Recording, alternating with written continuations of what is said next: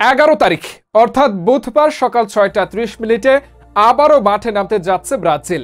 2026 বিশ্বকাপের বাছাই পর্বে এবার তাদের প্রতিপক্ষ প্যারাগুয়ে।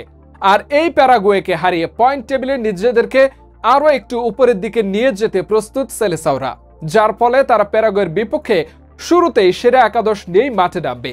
তাহলে চলুন এক নজরে দেখে নেওয়া যাক প্যারাগুয়েকে উড়িয়ে দিতে কেমন একাদশ নিয়ে মাঠে নামছে ব্রাজিল। ভিডিওর বিস্তারিত থাকছে প্রতিবেদনের বাকি অংশে। প্যারাগুয়ের বিপক্ষে গোলবারে দেখা যাবে ব্রাজিলের সবচেয়ে নির্ভরযোগ্য সেই অ্যালিসন বেকারকে।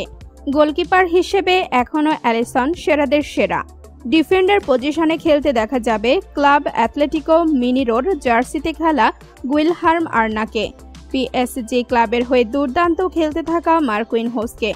জুভেন্টাস এফসি ক্লাবের হয়ে উঠতে থাকা ডিফেন্ডার দানিলোকে এবং আর্সেনালের মতো সেরা ক্লাবের ডিফেন্ডার গ্যাব্রিয়েল ম্যাগালহাইসকে।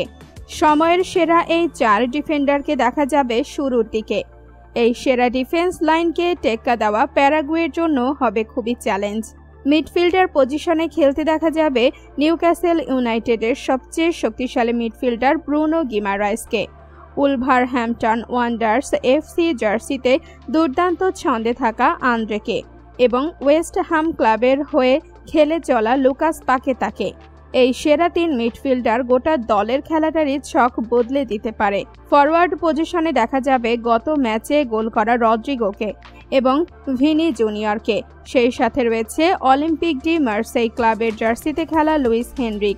এই 3 সেরা মানের আক্রমণ ভাগের খেলোয়াড় কঠিন চাপে রাখবে প্যারাগুয়েকে। সেরা এই 11 জনকে নিয়েই প্যারাগুয়েকে হারাতে মাঠে নামতে যাচ্ছে ব্রাজিল।